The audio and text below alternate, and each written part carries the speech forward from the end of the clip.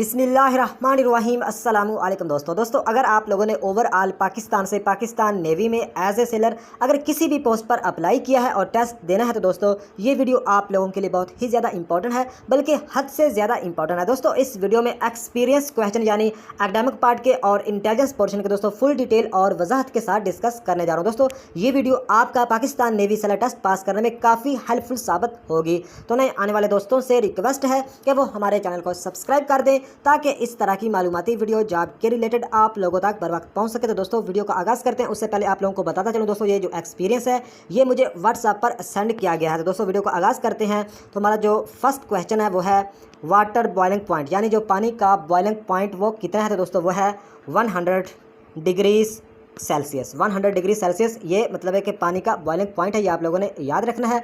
Next question है तो दोस्तों ये एक क्वेश्चन को मैंने डिटेक्ट नहीं किया, तो इस तरह ही आप लोगों ने समझना होगा कि जिसने मुझे सेंड किया है वो उसने लिखा है अगर एक बंदे ने 40% एप्पल यानी 40% एप्पल यानी सेब सेल किए हैं, एक बंदे ने 40% एप्पल सेल किए हैं और बकिया उसके पास 462 एप्पल बच गए हैं। मतलब है कि 40% एक बंदे ने जो एप्पल सेब मतलब है कि सेल किए हैं और 462 उसके पास बच गए हैं। तो हमें ये बताना है कि उसके पास टोटल कितने सेब थे, यानी उसके पास कितने एप्पल्स थे। तो दोस्तों इस सवाल को आप लोगों ने समझना है, बहुत ही आसान सवाल है। दोस्तों मतलब है कि उसने 40% यानी 100 में से 40% उसने सेल कर दिए हैं, तो बाकी बकाया जो बचे हैं 462। तो दोस्तों ये कितने होंगे ये आप लोगों को भी पता चल गया होगा, ये होंगे 60%, यानी जो 462 है ये 60% मतलब है कि उसके पास बच गए हैं। तो हम क्या करेंगे, हम सबसे पहले ये करेंगे कि 400 हम ये करेंगे, ये जो 462 है 462 को तकसीम करेंगे 60 के साथ, 462 को तकसीम करेंगे 60 के साथ, तो हमारे पास जो जवाब आएगा दोस्तों वो आएगा 7.7, यानी 1% मतलब 462 का जो 1% है दोस्तों वो है 7.7।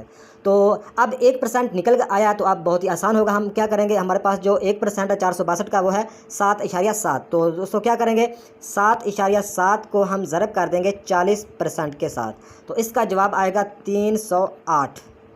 तो 40% जो सेब थे दोस्तों जो उसने सेल किए थे वो कितने बने हैं, वो बने हैं 308। तो अब हम क्या करेंगे, हम 308 को 462 में जमा कर देंगे, तो इसका जवाब आएगा 770। यानी 308 को जो 40% कितने हैं, 40% हैं 40% है, ये जो 40% है वो है 308 और 462 मतलब है कि उसके जो परसेंट 60% है, लेकिन हमें मतलब है कि दूसरी फॉर्म में बताना है। तो दोस्तों 308 को 462 में जब हम जमा करेंगे तो इसका जवाब आएगा 770। उम्मीद है कि दोस्तों इस सवाल की आप लोगों को समझ आ गई होगी। अगर समझ नहीं आई तो दोस्तों इस वीडियो की एंड पर इस सवाल को मैं दोबारा फिर समझाऊँगा। तो नेक्स्ट क्वेश्चन है examples of heterogeneous mixtures is. तो दोस्तों ये सवाल है example of heterogeneous mixtures is. तो इसका दोस्तों जो राइट आंसर है वो है शुगर एंड सेंड या आइसक्रीम या साल्ट एंड पीपर या चॉकलेट चिप्स कुकीज़, ये सारे एग्जाम्पल्स हैं किसकी, हेट्रोजेनियस मिक्सचर्स की। तो ये आप लोगों ने याद रखनी है। तो नेक्स्ट क्वेश्चन है द फाइंड एडजॉइंट। तो दोस्तों इसका जो सवाल आप लोगों ने बहुत गौर से समझना है कि सवाल ये है टू फाइंड एडजॉइंट। तो the 3 important steps involve in finding the adjoint of matrix are, यानी जो मतलब है कि एडजॉइंट को फाइंड करने के जो 3 स्टेप्स हैं इन्वॉल्व हैं दोस्तों, जो मतलब है कि मेन जो 3 मतलब है कि जो स्टेप हैं दोस्तों इन्वॉल्व हैं फाइंड करने के लिए एडजॉइंट को। तो दोस्तों ये 3 स्टेप्स आप लोगों ने याद रखने हैं, मतलब है कि इसी में से कोई स्टेप वो आपको मतलब आपके टेस्ट में पूछ सकता है। दोस्तों जो पहला स्टेप है वो है find the minor matrix M of all the elements of matrix B. दूसरा है find the cofactor matrix C of all the minor elements of matrix M. और तीसरा है find ADGB by taking by the transpose of the cofactor matrix C. तो दोस्तों इस सवाल का आप लोगों ने स्क्रीनशॉट लेके इसको आप लोगों ने दोबारा याद करना होगा। तो नेक्स्ट क्वेश्चन है the have same atomic number and different mass number is called. तो दोस्तों इसका जो राइट आंसर है वो है आइसोटोप्स इसका राइट आंसर है। The have same atomic number and different mass number is called isotopes. तो नेक्स्ट क्वेश्चन है A ज़रब B डैश B ज़रब A इक्वल। तो इसका दोस्तों जो राइट आंसर है वो है इज़ इक्वल, मतलब इक्वल ही मतलब एक इसका राइट आंसर है, ये आप लोगों ने मतलब एक याद रखना है। तो ए ज़रब बी डैश बी ज़रब ए इक्वल किसके है, मतलब इसका जो राइट आंसर भी इस इक्वल ही बनता है। तो नेक्स्ट क्वेश्चन है, if an object A exerts a force on object B, then object B must exert a force of equal magnitude and opposite direction back on object A। तो दोस्तों ये जो मतलब है कि ये जो स्टेटमेंट है दोस्तों, ये मतलब एक न्यूटन का जो थर्ड लॉ है उसके मतलब इक्वेशन है। ये आप लोगों ने याद रखनी है। जो एन ए न्यूटन, मतलब आप लोगों को वैसे बताता हूँ, न्यूटन थर्ड लॉ इक्वेशन ये मतलब इसका भी आप लोगों ने स्क्रीनशॉट लेकर दोबारा इसका देख लेना होगा कि ये जो दो न्यूटन थर्ड लॉ की इक्वेशन है। तो नेक्स्ट क्वेश्चन है, कंप्लीट द सीरीज। तो दोस्तों सीरीज का अगर कोई भी सवाल आता है तो सबसे पहले आप लोगों ने चेक करना होता है कि इसमें ताक सीरीज है या जुफ्त अदाद की सीरीज है। दूसरे नंबर पे इसमें क्या चीज़ें डिफरेंस हो रही है, क्या डिफरेंस है, क्या चीज़ें जमा हो रही हैं, क्या नफ़ी हो रही हैं, तो ये सब आप लोगों ने चेक करना होता है। दोस्तों इस सवाल को हल करते हैं तो यहाँ पे एक मिसिंग है, तो वो हमें बताना है कौन सा नंबर आएगा। दोस्तों देखें इस सीरीज़ को 48 से 24 बन गया, यानी पीछे सीरीज़ आ रही है। तो 48 से 24 कैसे बना, मतलब एक 24 को 2 से ज़रब दें तो 48 बनता है। ये पीछे आ रही है तो 24 में से मतलब कि उतना ही उसका आधा, मतलब एक आध पीछे करते जाएंगे, नफ़ी करते जाएंगे तो हमारा जवाब आता जाएगा। यानी 48 में से 24 को नफ़ी किया तो यहाँ पे नफ़ी भी कह लो, या मतलब है कि इधर से अगर राइट से लेफ़्ट जाएँ तो ये ज़रब कह लो, तो लेफ़्ट से राइट जाएँ तो ये मतलब है कि नफ़ी हो रही है रकम, आधी रकम। यानी 48 का आध कितना बनता है 24, तो 24 का आध कितना बनता है 12, 12 का जो मतलब है कि निसफ़ है वो बनता है 6, और 6 का निसफ़ कितना बनेगा, 6 का निसफ़ बनेगा 3। तो हमारा जो राइट आंसर बनता है दोस्तों वो बनता है 3। तो दोस्तों ये सीरीज़ के सवाल मतलब इतने ज़्यादा मुश्किल नहीं होते। अगर आप लोगों को मतलब है कि वर्बल इंटेलिजेंस की और नॉन वर्बल इंटेलिजेंस की मतलब है कि समझ नहीं आ रही या कम समझ आई है अभी तक, तो आप लोगों का टेस्ट मतलब कल परसों या बहुत जल्द है। तो आप दोस्तों इस वीडियो की डिस्क्रिप्शन में तकरीबन एक प्लेलिस्ट का लिंक दूंगा, तो उसमें तकरीबन 20 वीडियो है, उसमें इंटेलिजेंस के वर्बल और नॉन वर्बल मैंने फुल डिटेल से बताए हुए हैं। तो दोस्तों इस वीडियो में डिटेल से इसलिए नहीं बताता तो वीडियो काफ़ी लंबी हो जाती है, इसलिए वो अलग अलग टॉपिक है दोस्तों, इंटेलिजेंस वर्बल के नॉन वर्बल के डिटेल से 20-20 25-25 मिनट की वीडियो है वो, उसमें फिजिक्स केमिस्ट्री इंग्लिश मैथ हर चीज़ को अलग अलग मैंने कवर किया हुआ है। तो वो आप वीडियो लाजमी देखिएगा अगर आप लोगों का इंटेलिजेंस वर्बल में मतलब कोई इशू है या नॉन वर्बल आप लोगों को नहीं आते शक्लों वाले। तो नेक्स्ट क्वेश्चन है दोस्तों, ये जो सवाल है 1397 ज़रब 1397, इसको मतलब ज़रब करना, ये तो बहुत ही आसान है। तो इसका जो जवाब आएगा दोस्तों वो आप मुझे कमेंट में लाजमी बताइएगा, ताकि मुझे भी पता चले कि आप मतलब कितने मतलब इंटरेस्ट रखते हैं मेरी वीडियोस में, या अपने टेस्ट पे आप लोगों का कितना फोकस है। तो दोस्तों तैयारी जितने दिल से मतलब कि करोगे उतना ही आप लोगों को फ़ायदा होगा, आप लोगों का टेस्ट पास होगा। तो अल्लाह मेरी दुआ है कि जो भी मेरी वीडियो सुन रहा है या जो नहीं भी सुन रहा, अल्लाह ताला हर को मतलब है कि कामयाबी दे। लेकिन कामयाबी हमेशा मेहनत से ही मिलती है, ये मतलब पक्की बात है। तो मेहनत करोगे फिर दूसरा वो किस्मत भी साथ देगी। तो नेक्स्ट क्वेश्चन है, if the yesterday is Monday. इस सवाल को भी आप लोगों ने समझना है। वो कह रहा है if the yesterday is Monday what is the day after is 3 days. तो दोस्तों इस सवाल को समझिएगा, ये पहले भी मैं वीडियोस में मतलब करवा चुका हूँ, ये काफ़ी कॉमन सवाल है। वो कह रहा है कि यस्टरडे इज़ मंडे। तो यस्टरडे का मतलब होता है गुज़श्ता दिन, जो दिन गुजर गया है।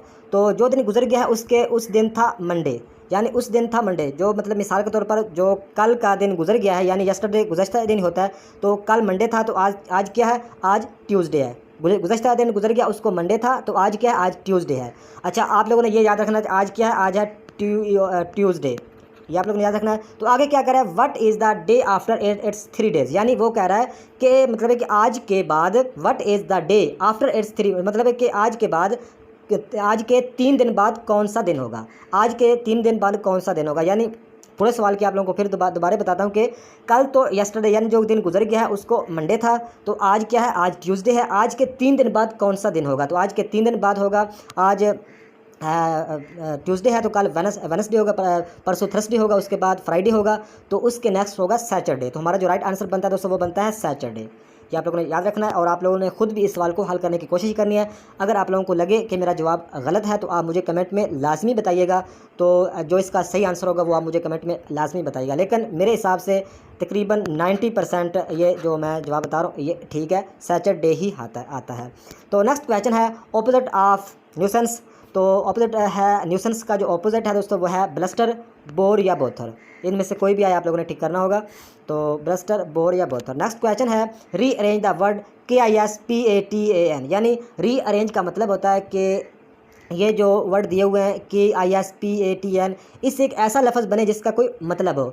तो इसका मतलब है कि मतलब वाला कोई लफ्ज़ इसमें ढूंढना पड़ेगा। तो रीअरेंज की आप लोगों को समझ तो आ गई। अब इसको मतलब ढूंढते हैं दोस्तों, देखिए बहुत ही आसान है। इसका मतलब है कि अगर सारा सोचो PAKISTAN, यानी सभी मतलब है कि पाकिस्तान वाले ही इसमें मतलब एक जो मतलब एक अल्फ़ाबेट है सारे ही पाकिस्तान वाले ही हैं, तो ये इसका पाकिस्तान बनता है। तो दोस्तों रीअरेंज मतलब है कि का कोई भी अगर लफ्ज़ पूछेंगे दोस्तों वो कॉमन होगा, ये आप लोगों ने ज़हन में रखना है। वो आम सा मतलब वो कॉमन मतलब आम सा कोई लफ्ज़ होगा, ये कोई डिफरेंट वो नहीं पूछेंगे, ये आप लोगों ने ज़हन में रखना है। तो या कोई सिटी पूछ सकते हैं, कोई मुल्क का नाम पूछ सकते हैं, या किसी रिवर का नाम, इसके अलावा या किसी मतलब डैम का नाम, या किसी मतलब कि जो मशहूर जानवर होगा उसका नाम पूछेंगे, कोई मशहूर चीज़ होगी वो ही पूछेंगे, ये आप लोगों ने याद रखना है। तो इसका आप लोगों ने ये नंबर ज़ाया नहीं करना रीअरेंज वाला।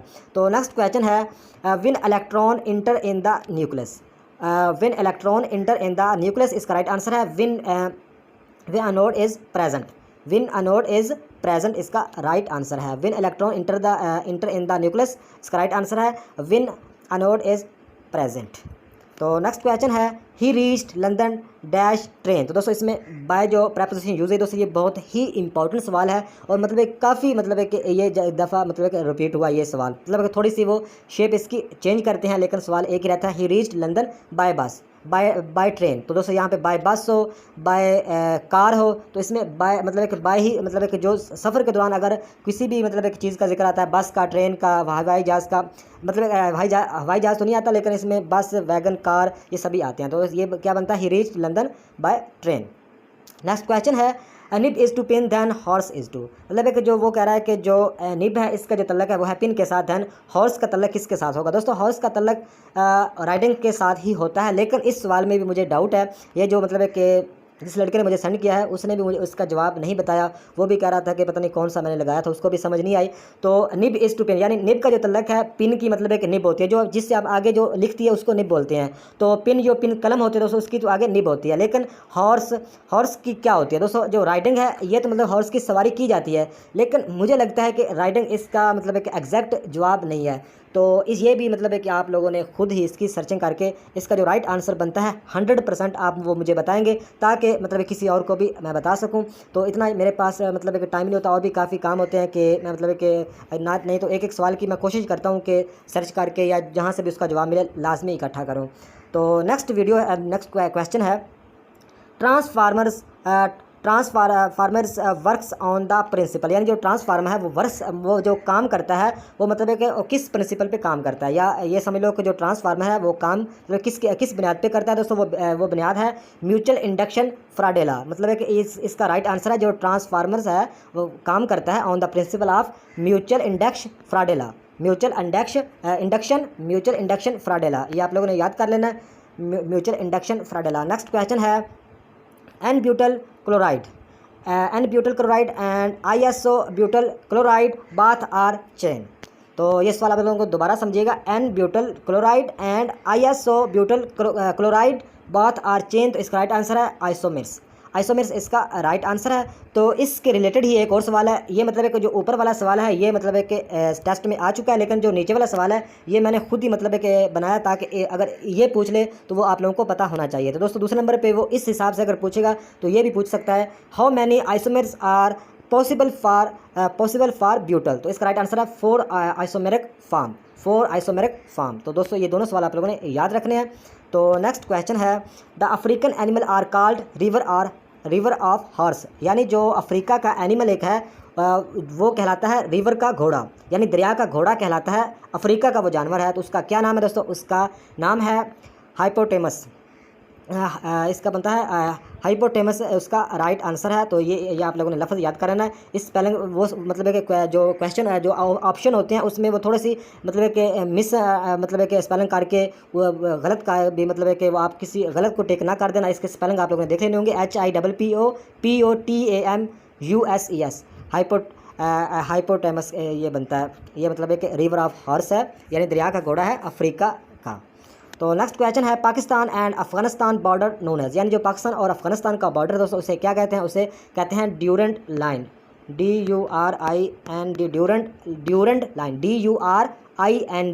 ड्यूरेंट लाइन, ये पाकिस्तान और अफगानिस्तान के बॉर्डर को कहते हैं, ये आप लोगों ने याद रखना है।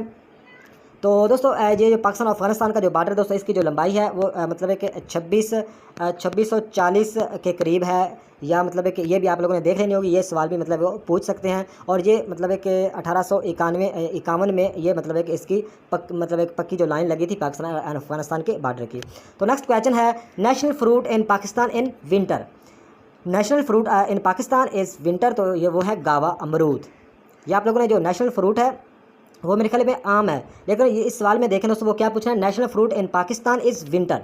तो जो विंटर का मतलब है कि जो नेशनल फ्रूट है वो है गावा, ये आप लोगों ने याद रखना है।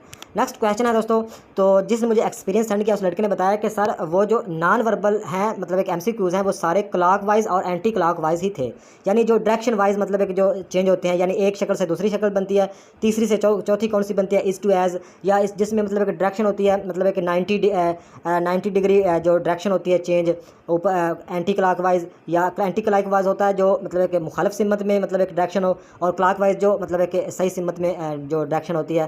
तो इसकी वीडियो मतलब वही जो आपको लिंक सेंड किया है मैं, उस जिसमें 20 वीडियो हैं दोस्तों, वो भी उसमें भी हैं इंटेलिजेंस के मोस्ट इंपॉर्टेंट, और इसके अलावा और भी काफ़ी वीडियो मैंने बनाई है। तो अगर आप लोगों को मतलब है कि ये जो क्लॉक मतलब है कि वाइज सवाल क्वेश्चन की समझ ना आए तो आप मुझे कमेंट में लाजमी बताइएगा, कोई ना कोई हल मैं बताऊँगा आपको। तो दोस्तों अगर आप लोगों को ये भी बता दूँ कि जो नॉन वर्बल क्वेश्चन है दोस्तों, इसमें 4 से 5 हर टेस्ट में मतलब है कि जो रिलेशनशिप वाले आ रहे हैं, जैसा कि मतलब आप लोगों को एग्जांपल देता हूं कि जैसा ये सवाल पिछली वीडियो में मैं रिपीट कर चुका हूं, ये सवाल मतलब इस जैसे 3 से 4 सवाल आ रहे हैं, तो इसलिए आपका नॉलेज होना चाहिए। जैसा कि ये क्वेश्चन है, कमाल इज़ ओल्डर दैन जमाल। कमाल बड़ा है जमाल से, आगे कह रहा है जमाल बड़ा है हुसैन से, आगे कह रहा है हुसैन बड़ा है वकार से। तो आगे कह रहा है हु इज़ द ओल्डेस्ट, तो इसमें सबसे बड़ा कौन है, तो उसका मतलब है कि सबसे बड़ा कमाल ही है। तो इस तरह के दोस्तों मतलब है कि 3 से 4 क्वेश्चन आ रहे हैं, थोड़ा सा वो मतलब है कि घुमा के वो पूछ लेते हैं, तो इसलिए आपका थोड़ा जो कंसेप्ट है वो क्लियर होगा, तो आप इजीली मतलब है कि जवाब दे पाओगे। जैसा कि जो भाई ने मुझे सेंड किया उसने सवाल बताया कि उसने बड़ा ही घुमा के पूछा था, जैसा कि रहमीना इज़ रहमीना क्या नाम लिखा उसने, is older than Ali and Ali is older than Amjad. So Rahmina is answer इसका है जो ऑप्शन में दिया गया। रहमीना इज़ यंगर या रहमीना इज़ ओल्डर, मतलब है कि वो उन्होंने जो ऑप्शन में जवाब दिया था वो बहुत ही उलट ही जवाब दिए थे, तो उसका जो राइट आंसर बनता था वो नन ऑफ दीज बनता था। तो आप लोगों को इस बात का भी पता होना चाहिए कि कोई मतलब है कि अगर आप रट्टा लगाते हो तो फिर तो मतलब है कोई भी लगा दो, लेकिन मतलब है कि नन ऑफ दीज भी जवाब हो सकता है, ये भी आप लोगों ने ज़हन में रखना है। तो दोस्तों अगर कोई भी आप लोगों को मेरी हेल्प हो तो आप मुझे कमेंट में बताइए कि आपका किस सब्जेक्ट में आप मतलब है कि आपको कम तैयारी है, तो आपकी हेल्प करूँगा। ये थी आज की वीडियो, नेक्स्ट वीडियो तक